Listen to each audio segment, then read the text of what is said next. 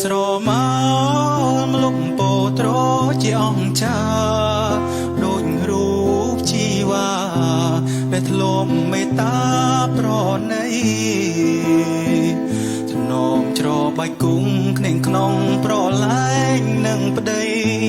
អោគុណធីបកាព្រៃតាថ្លៃបានទៅទីណាត្បូងពេជ្រនៅមាសប្រាំងរាប់រយម៉ឺនលានសូមបដូរជាទីនក៏ព្រីពុំបានហិនថាអងរឹងធ្លប់ដេកអងរែកធ្លប់ដាំងផលឡាចានឆ្នាំងសឹមសួរថាតាស្រជីវ៉ាបាត់ទៅណាហើយអីលើគីតាវិចាស៊ូបងស៊ូរកនលងម្ចាស់កនទេលខ្នើយខ្ទមកែវខ្ទមមីងម្ចាំងអើយទៅណាហើយប្រលឹងបងអើយបងសែនរងាទំនួញហ្គីតាចរចាប្រាប់ស្រុកប៉ៃលិន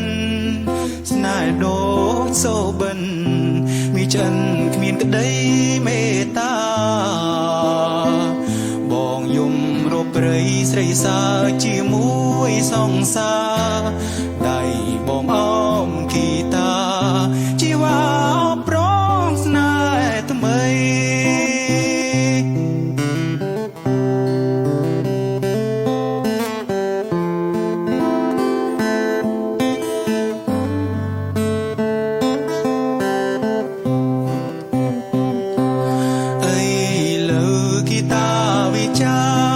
ស៊ូបងស៊ូរកនលងចាស់កនទេលខ្នើ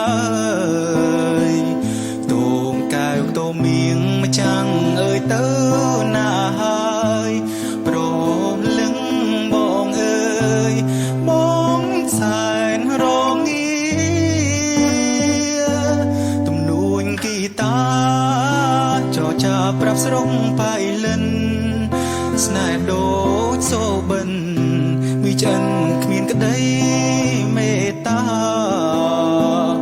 បងយំរកព្រៃស្រីសាជាមួយសង្សារដៃបងអោគីតាជីវ៉ាប្រងស្នេហ៍ថ្មី